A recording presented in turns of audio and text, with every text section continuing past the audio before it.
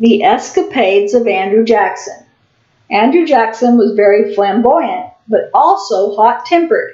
He was the 7th President of the United States. He founded the Democratic Party. His opponents called him a jackass. But Jackson liked the moniker, and he decided to adopt it as an emblem of the Democratic Party. So now you know. Andrew Jackson was born March 15, 1767. His father died 3 weeks before he was born. His older brother Hugh died in battle. At the age of 13, Andrew and his brother Robert joined a local militia. They were captured by the British.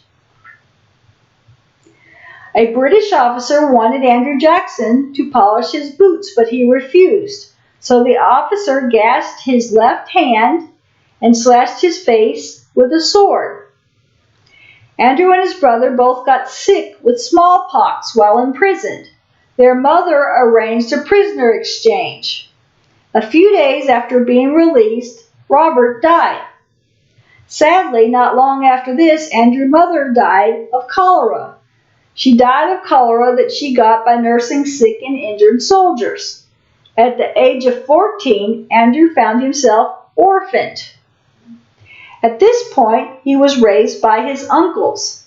In his late teens, he began to study law. By the age of 21, he was a successful prosecuting attorney. This soon enabled him to become a wealthy landowner. In 1802, Andrew Jackson was made Major General of the Tennessee Militia, and he was successful in a campaign against British Allied Creek Indians. Andrew Jackson also, as general, invaded the Spanish-held territory of Florida whenever he wanted to, and this angered a lot of congressmen who felt like he should not be able to invade without congressional approval. Especially, it angered Henry Clay. Andrew Jackson was smitten by one woman named Rachel Donaldson Robards. Rachel left her husband, but she didn't divorce him.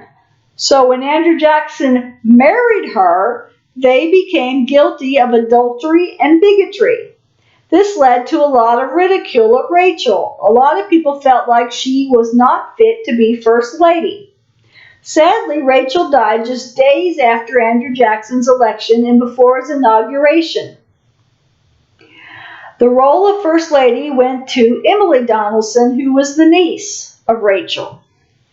Andrew Jackson threatened to kill the governor of Tennessee because that governor called him an adulterer. They were supposed to duel, but Seaver's horse ran away with all his weapons, so instead Jackson just chased him around the woods for a while. Upon leaving the White House, Jackson said he had only 2 regrets, and one was that he never shot Henry Clay. And like I said, Henry Clay was one congressman that was not happy that Jackson would just invade Florida whenever he wanted to without congressional approval. They had very different political beliefs. His other regret was that he didn't hang John C. Calhoun, who was his own vice president. Calhoun felt that the state should decide what federal laws it wants to follow. He advocated that the state of South Carolina should be able to decide for itself if it wanted to pay the federal tariff. This angered Andrew Jackson, and he threatened the whole state of South Carolina. And he wanted to hang John C. Calhoun. But eventually the state of South Carolina backed down. Jackson did kill a man named Charles Dickinson.